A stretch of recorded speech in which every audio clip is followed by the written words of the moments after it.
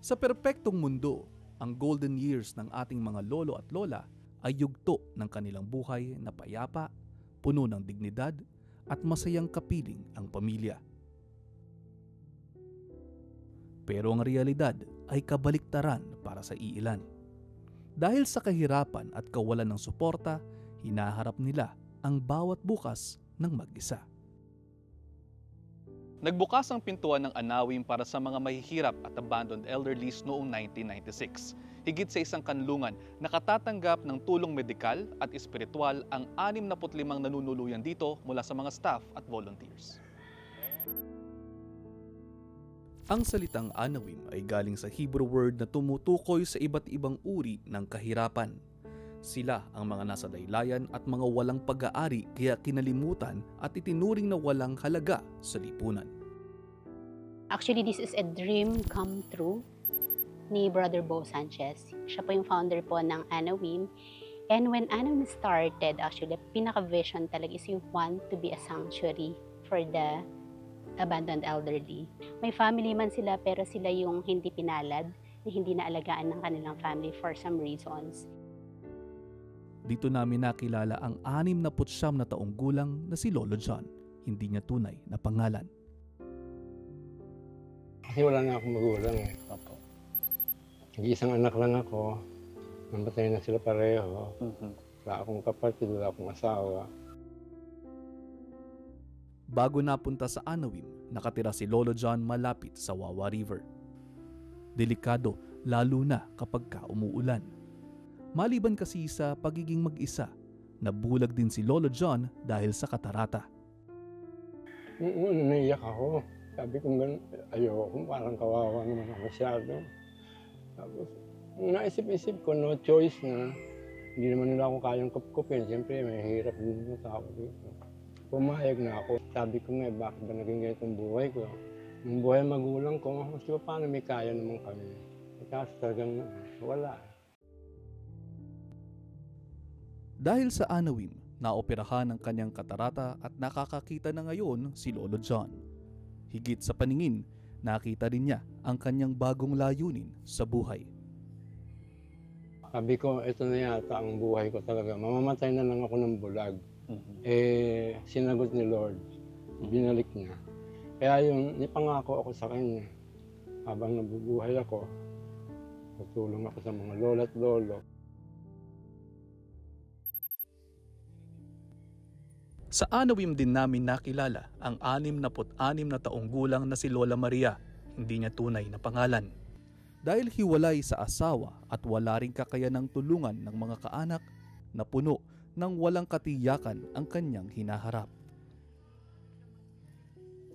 I wasn't prepared for my old age. Akala ko forever young ako eh. Yun yung problema eh. Akala mo, kaya mo lahat. Kasi all my life, even during my married years, ako lahat nagsosolve ng problema. Ako lahat talaga. Nakadagdag pa sa pasanin niya sa pagtanda ay ang ma-diagnose siya ng Parkinson's disease. I wanted to live with relatives, kaso may Parkinson's ako na discover ko nung 2021. So imbis na ako yung makatulong sa pagluluto sa bahay ng tita ko or paglilinis, ako pa yung aalagaan. Kasi yung initial signs ng Parkinson's, weakness, shaking, tapos mainitin. Hindi ako pwede sa walang ventilation. Yun. Tapos, marami pang other symptoms na manifested na yun, na mahirap for them na kumuha ng maid for me. Kukuha sila ng maid para sa kanila, pero para sa akin, that's asking too much. Humina man ang katawan dahil sa karamdaman, mas may sigla ang puso ni Lola Maria dahil sa kalinga at tulong na natatanggap niya sa Anawim. Dahil nga may doctor, may supervision, yun, in-adjust yung dosage. So ngayon, technically, parang wala na.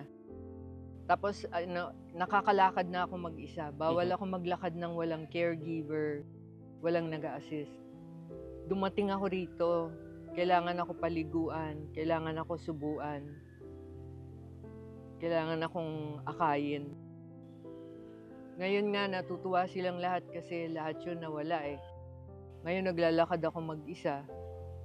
Isa na lang hindi ko pa nagagawa. Ano po? Tumakbo. Ang sitwasyon ni na Lolo John at Lola Maria ay hindi lamang dahil sa kawalan ng suporta mula sa mga kaanak. Nakaugat din ito sa kahirapan.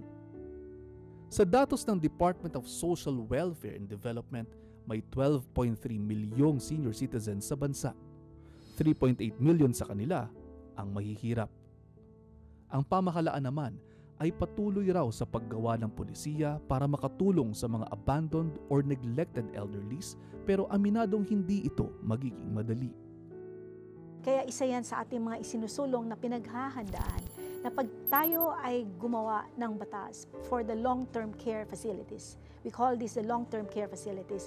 Medyo masalimut pa yan because we have to divide that whether it's a nursing facility, ibig sabihin ay may mga sakit yung mga dapat ilagay natin, abandoned and neglected, or is it just going to be a care facility dahil wala silang ibang mapuntahan? These are two different stories, and as we go and move on, I believe NCSC is on the right path as we continue to lobby and discuss this with our policymakers.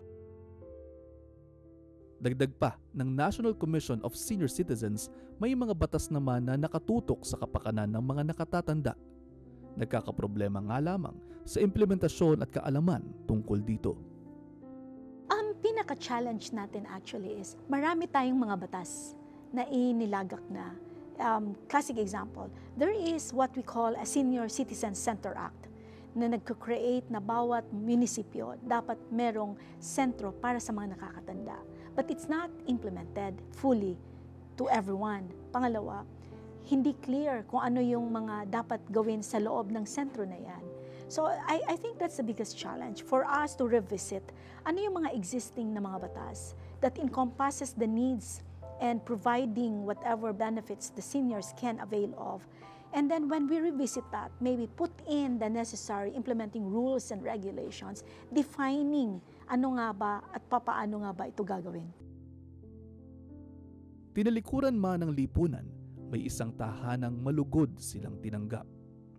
Dito pinaramdam sa kanila na karapat-dapat pa rin silang mahalin at bigyan ng kalinga kahit sa takip silim ng kanilang buhay.